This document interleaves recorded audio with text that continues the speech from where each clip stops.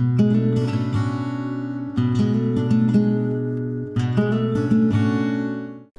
are now joined by Ms. Denise Robinson, who is a member of a six-member delegation of the South African Parliament here at the United Nations, who are attending the 62nd session of the Commission on the Status of Women.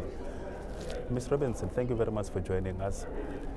As somebody who has got experience in working in the communities in the Eastern Cape, especially rural villages, working with girls and women, what are the experiences that you could say you derive from this session, having participated in a number of discussions since it started on Monday?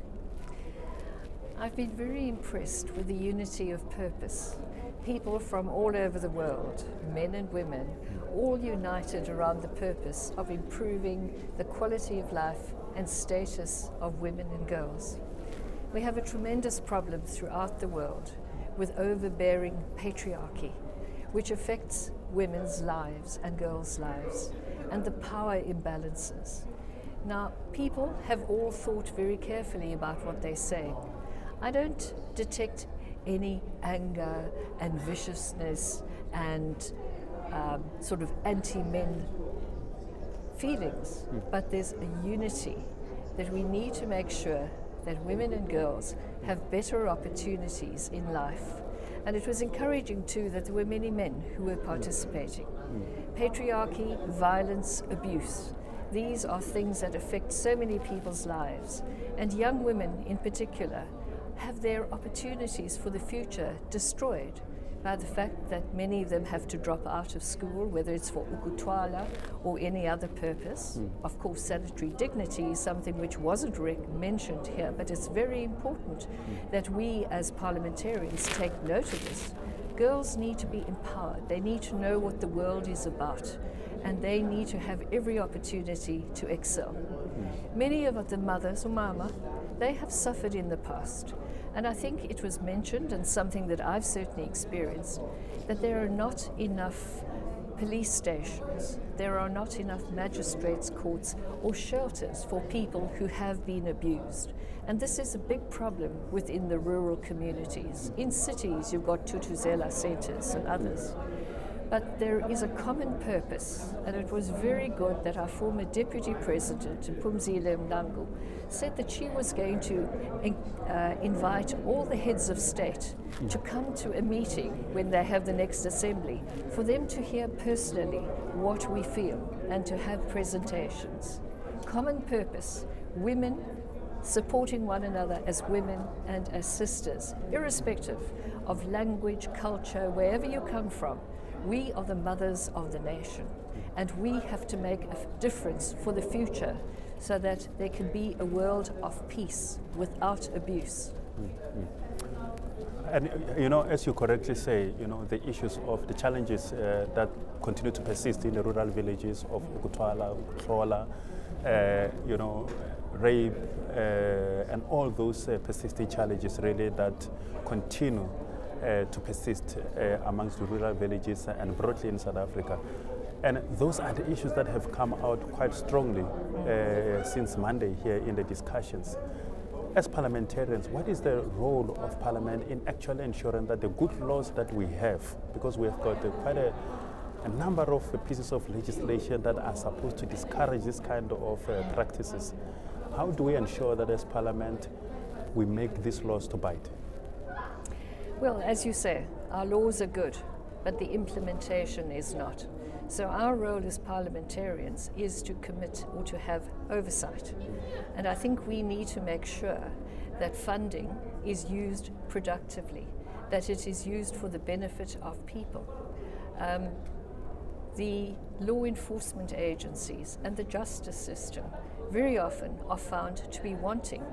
And I think to a large extent that is because of shortage of funds, lack of morale, and also being short-staffed. The maintenance courts, for example, are one in particular, where you should have 17 maintenance officers and there's only one. And I believe that our police force is going to be reduced as well because of budget cutting. So now my appeal would be to all women parliamentarians across the board.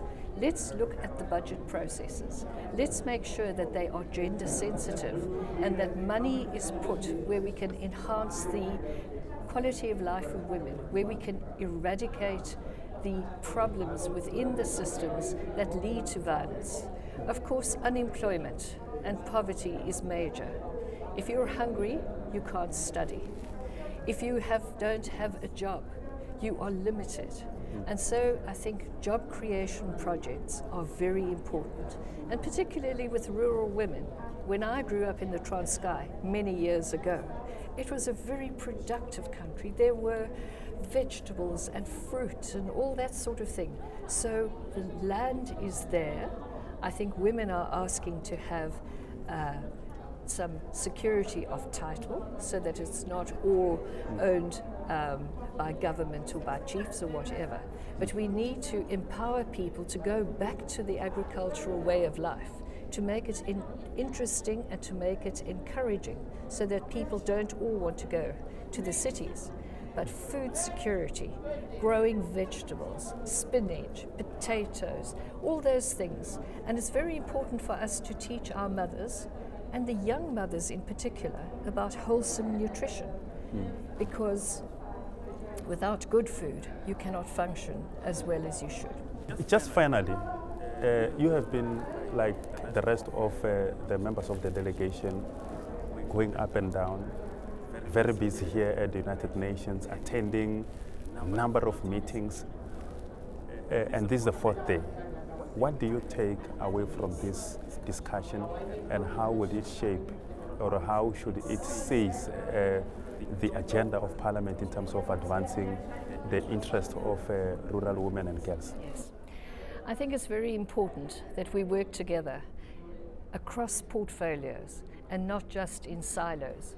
For example, the Ministry for Women and the portfolio in which I serve tends just to do oversight, but we don't always know enough about what's happening in the agricultural portfolio.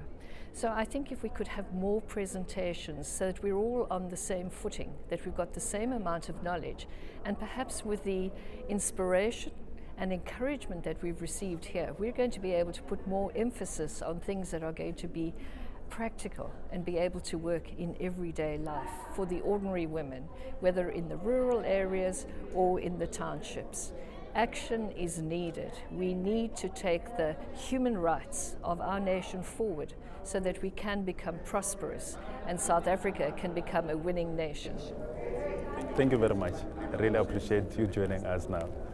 Thank you very much.